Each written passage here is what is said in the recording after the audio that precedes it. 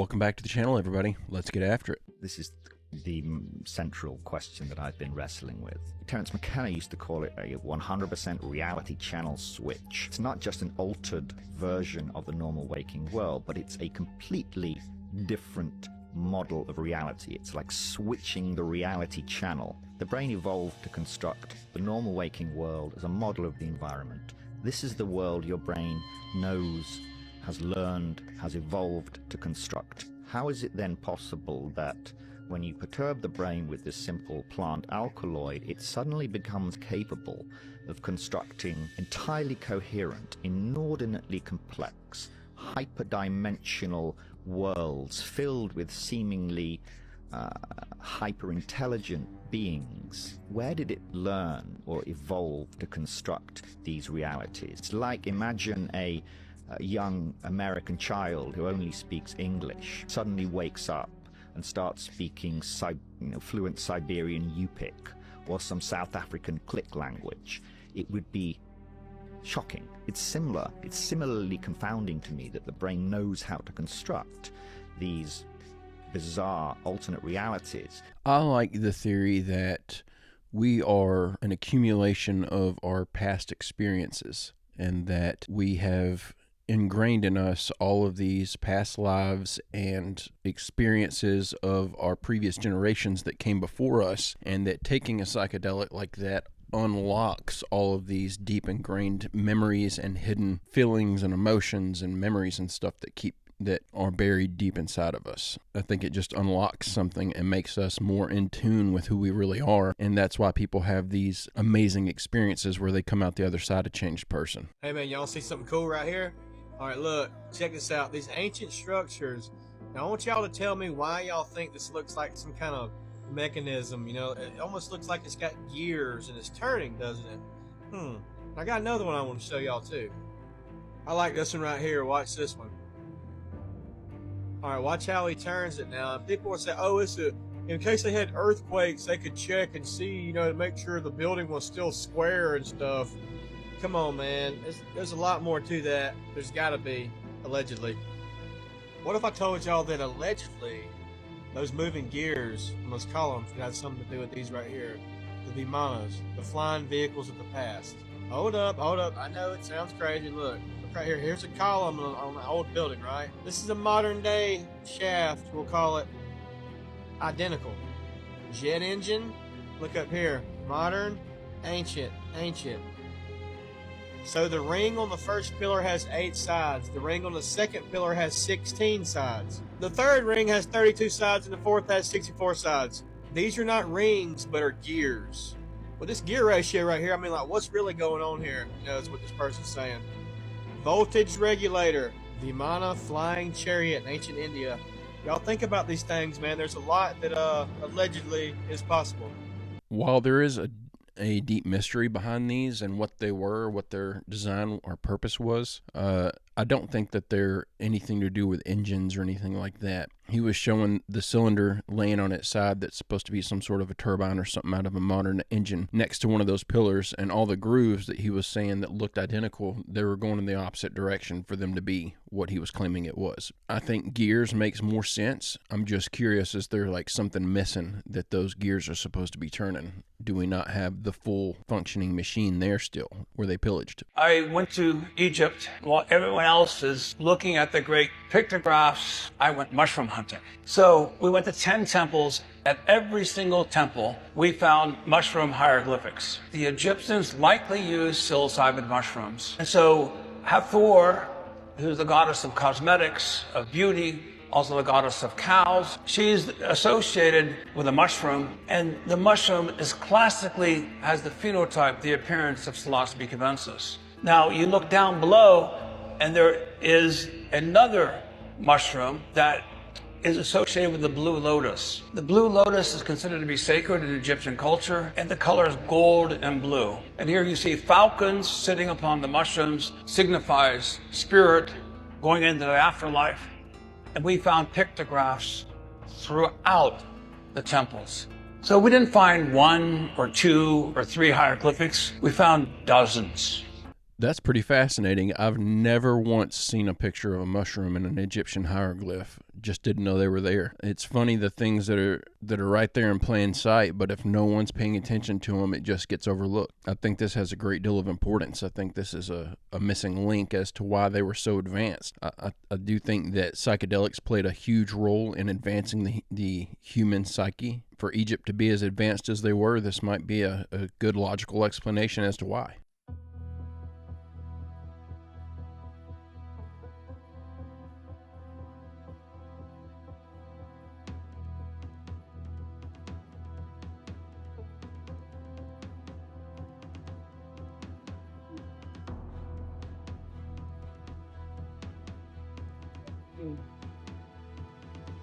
I put this in here because yesterday we were seeing all those videos of the satellites on balloons that had fallen out of the sky, and I made a comment that none of the satellites that we're seeing in these video clips look like the satellites that were shown images of by NASA. And then the very next day I see one that looks exactly like the satellites that were shown images of that are clearly CGI.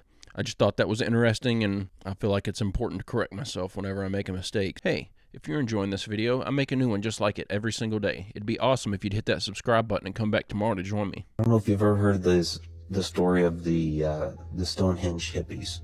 I have not. Okay, so this was early 1970s. This was at a point in time when you could actually still, go up to Stonehenge and actually camp out if you wanted to. And there was a group of young adults that decided to camp out at Stonehenge. There was a storm that was rolling through. There was a policeman that was passing by, and for some reason there was a farmer in the area that was still up. And as the storm rolled in, there was this big blue flash of lightning. They heard some screams, and they noticed that everybody that was there at Stonehenge, those young adults, had completely disappeared. Poof. Poof. Gone. The question then becomes, okay, we've considered Stonehenge for cylindrical purposes. We've considered it for ritual purposes. We've considered it, okay, as astronomical alignments. Was it possibly also some sort of portal or stargate? And I tried to do a little digging on this and see if it was real. The only thing I could find were like horror podcasts and like wiki sites that dealt with supernatural occurrences and stuff like that. I couldn't find any like legitimate news articles or anything like that. There could be some out there, but I couldn't find them. Not only does the UN own the creepiest yard work at 666 United Nations Plaza, but they also own the highest temple in the known world. And that's on top of Mount Hermon, where the fallen angels descended. And if you go to that city right there, there's nothing there. So you back up and you look on top of the mountain where I would build a temple if I was going to build something. And if you look right there, it says Mount Hermon. That's where the book of Enoch says that the fallen angels descended to earth, right there on Mount Hermon. And if you look right on top of that and zoom in, you can see that there's a United Nations building right there. But what the creepiest thing is the pipes that go down into the ground for the air shafts, because there's a complete underground city sitting right inside that mountain right there. When you dig a city into a mountain, you're going to need air, and that's what those air shafts are for right there on the side of the UN building, to supply air inside the mountain. This city right here that held 20,000 people, it had air shafts all over it, and they just found this in Turkey, right around the corner. This is a city inside of a mountain just outside of Jerusalem. It's known as Herod's Palace, or Herodium. And that right there holds all of the people that lived in Herodium, and that stadium right there holds 300 people. I'm talking about those air shafts right there. Air intakes and exhaust, it's definitely a thing. This would mean there's a lot of people living in the ground underneath you.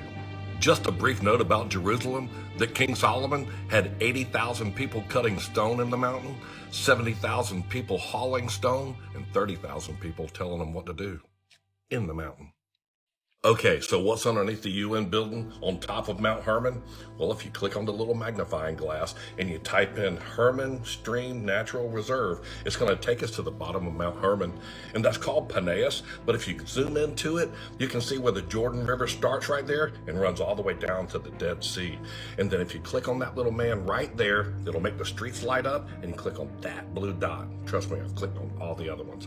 And it's going to show us that there was a temple complex built right along these caves under the mountain, or right here at the bottom of it. And inside of the mountain right there, behind that temple, there was the altar that was built. That was where they made all the sacrifices. And if you scroll around to the right, it'll show you where the Jordan River begins and comes out from underneath the mountain. Go download the Book of Enoch right there off of my bio page on my link tree. Then swear they all together and bound themselves by mutual imprecations upon it. And they were in all 200 who descended in the days of Jared on the summit of Mount Hermon. And they called it Mount Hermon because they had sworn and bound themselves by mutual imprecations upon it. On top of Mount Hermon, where the highest temples of the ancient worlds were, they found stones carved with ancient engravings, and they had them transcribed. And they said this right here: according to the command of the greatest and holy God, those who take an oath proceed from here. That's where they took the oath, when they swore and bound themselves by mutual imprecations. The UN has lots of people working for them with these helmets on. I think they have to serve about 60 days worth of training, and then they arm them up and call them a peacekeeper. I'm just curious how you keep peace with an anti-aircraft weapon. They have lots of employees. They get a little help from China. This peacekeeping thing is called military, and it's right off the UN website. 97,000 uniformed personnel from over 120 countries. Revelation 20. And when the 1,000 years are expired, Satan shall be loosed out of his prison, and shall go out to deceive the nations which are in the four quarters of the earth, Gog and Magog, to gather them together to battle, the number of whom is as the sand of the sea. To gather the nations together would be to unite the nations. I go by Ezekiel 33:3, and that scripture says, if when he seeth the sword come upon the land, he blow the trumpet and warn the people. 33:4 says something for you.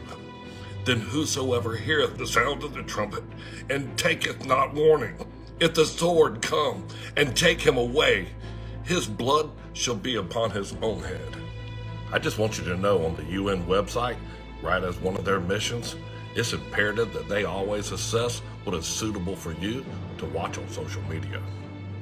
You know me and my family love you, so please like and follow the Trumpet for more. And in Jesus' name, have a blessed day. Now, I don't like to put a lot of videos on here that talk about religion and stuff, because that's not what I want this channel to become. Sometimes I feel like it's necessary with some of the topics that we cover, this being one of those situations. I thought that this video was a great breakdown of what's on top of Mount Hermon and how it falls in line with biblical prophecy. I would not consider myself a religious person. I'm not closed off to the idea that there's a God or a creator. I'm just a very evidence-driven person. The evidence has not presented itself to me. That being said, I do feel, whether I believe in God or not, there are a lot of people out there in power who do believe in it, and they're actively fighting for the wrong side. And that gives me reason to pause and reconsider my own beliefs, because whether this stuff is real or not, speaking about the Bible, there are enough out there who are actively trying to fulfill the wrong side of the prophecies in Scripture that it needs to be taken seriously. And I'll just leave it at that. It doesn't need to be ignored. You ever been down the Paramount rabbit hole? Yeah, watch these 22 stars go and hover over the waters and then congregate over the Paramount. Para means what? Means breath. Breath means what? Well, breath means spirit, and it hovered over the waters in Genesis. So we have, count them, 22 stars, Paramount, paranormal mountain. What could be the paranormal mountain? Well, I'll tell you what, it's Mount Hermon. What's crazy is, in the book of Enoch, 200 angels fell on Mount Hermon and congregated, and there was 22 leaders that were named. Enoch chapter 6, and you can pause and read, but 200 angels, 22 of those were named, and these are all the angels that fell down and congregated at Mount Hermon to talk about how they were going to basically take over the world with unrighteousness. I'm not going to leave you guys hanging. I'll give you the opportunity to pause and read all of this, because in Enoch chapter 6 through 10, there's some interesting things that I personally feel like speak to what's going on right now And when it comes to stars, Revelation 9 talks about a star fell from heaven and he was given the key to the bottomless pit. And Revelation 9:11 talks about Apollyon. Mount Hermon means the mountain of the chief. What chief? Could it be that chief star that looked like lightning falling from heaven? Hey, Yeshua saw it. It's so funny that stars, falling stars, are referred to as angels and angels referred to as stars. And you got this paramount with 22 of these named stars and the name Hermon meaning devoted to destruction. And in German, it means soldier. So this is the mountain of the chief where 22 soldiers met to talk about destruction. And it's so weird that celebrities are called stars. And there's the Hollywood Walk of Fame with all of these stars that are named.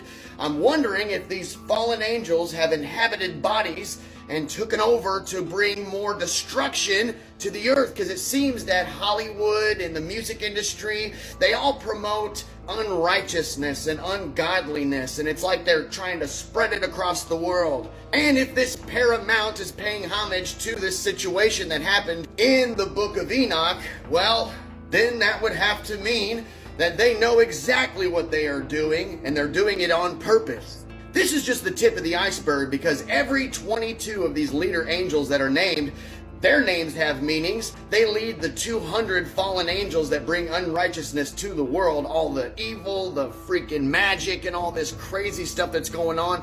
Superb owl, rituals, and all this creepy Masonic ritual.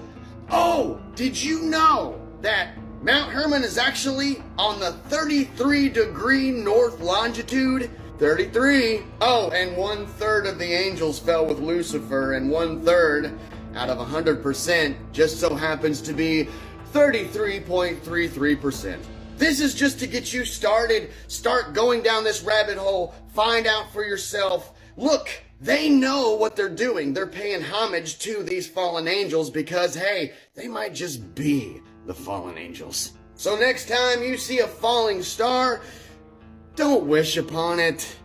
There's a lot of coincidences in that video that he's speaking on, and I used to be somebody that looked at coincidence as just that, just coincidence. But more lately, I've been seeing that when you see a lot of coincidences like that and you follow that little trail, it usually ends up leading you to a nugget of knowledge. Usually ends up leading you down to some new information. So don't quite have that mentality anymore of coincidence is usually just coincidence. More in the line now that coincidences are typically an overabundance of evidence. So the more I hear about this Mount Hermon stuff, the more intrigued I am by it. It just doesn't make any sense why they would choose that specific location to build a United Nations base. And while we're not allowed to go up there, given the biblical history on the place, it's just highly suspicious. It just makes your mind run wild with the possibilities of what evil crap is probably going up on top of that mountain, or I guess on the inside of it. I collected a lot of data. We collected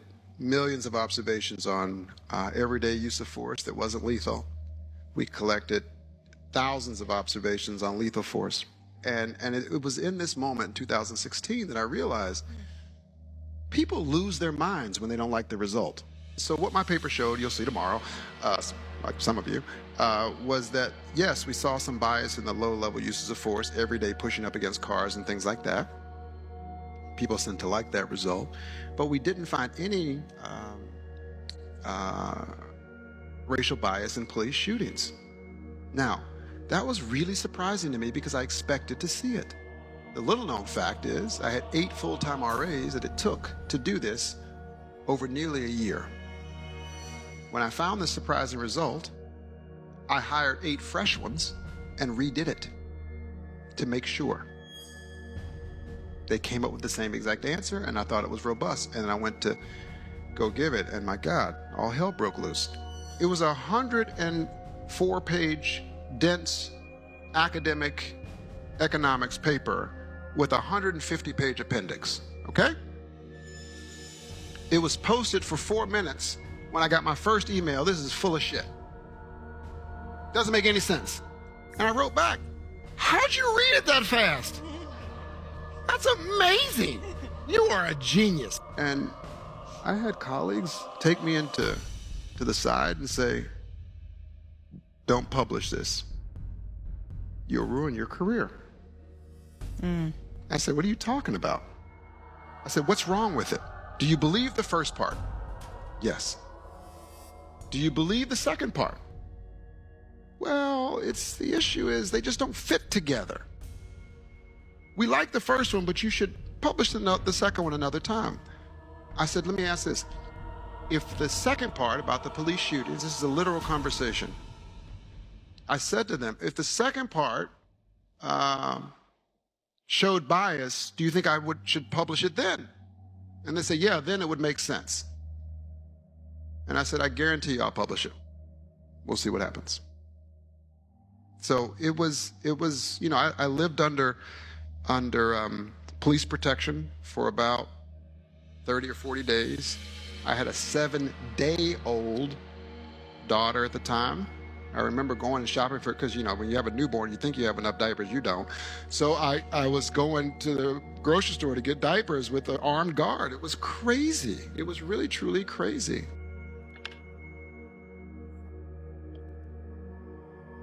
I realize I'm taking a risk by putting that clip in here, but when I come across this, I felt like it was important to share because it shows that there's not as much contention between the races as the media tries to make it out to be. We all get along a lot better than they try to make it out. Now, I'm not putting this in here in defense of the police or anything like that, and I'm not even going to make a statement on what the guy's findings are. This shows me that we all get along a lot better than what they try to tell us we do. I think that needs to be highlighted anywhere that it can be. And so for that reason, I put this clip in. This has happened throughout millions and millions of years. This is mainstream science. The poles do flip. Every article I ever read on geomagnetic pole shifts, they go out of their way to say, don't worry, it's fine. And I'm like, they don't know what they're talking about. You're saying that the interior that is molten does a shift. Why on earth would you suggest that it wouldn't cause earthquakes or volcanic activity on the surface? But yet the evidence shows that it's accelerating. Back in just the 1990s, the North Pole was transitioning at 10 miles a year. Now it's at almost 40 miles. But it's not that the Earth flips over, it's that the inside core does, and so your magnetic compass will flip. When it happens, the other theory is that the Earth's shields will be diminished. Well, definitely. We know two things right now is that the pole is moving, and then the magnetic field consequently to this movement is weakening. And that's where a lot of that danger is going to come from, because the magnetic field is what protects us from solar flares and cosmic radiation and all this stuff. So we seem to be heading towards an unknown or undetermined time where the poles may shift. And are there any estimates on when this could possibly take place? Of course, they're going to leave out the most pivotal part of the information, when it happens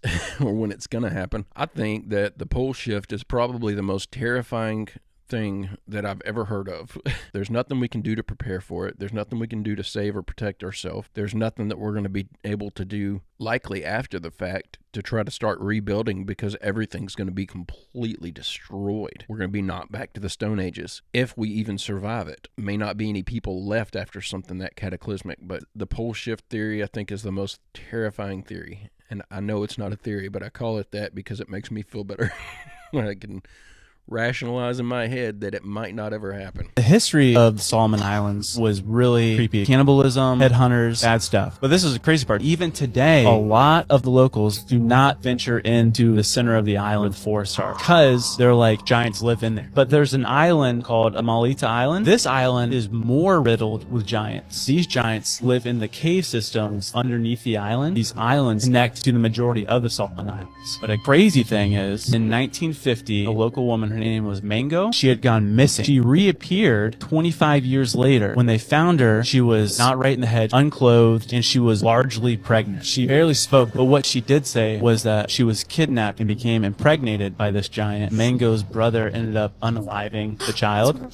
They're like, we don't want to continue this race of giants. Supposedly, these giants, they come in and they do kidnap women, where they have continued to live and thrive within the Solomon Islands. Everything that I hear about the Solomon Islands makes me want to go there so bad. It seems like it's the most paranormal place that still exists. Every story you hear about it is giants and skinwalkers, and everything you hear about it just sounds so wild. But I would love to go there and dig around in some of these caves looking for giants or artifacts of giants or something. That would be Awesome. Definitely going to put it on my bucket list of places to go to before I die. But guys, that's the end of this video today. I'm going to go ahead and call it right there. I'll be back tomorrow with another video. I hope you come back to join me. Hope you have a great, safe, fantastic day, and I will see you tomorrow.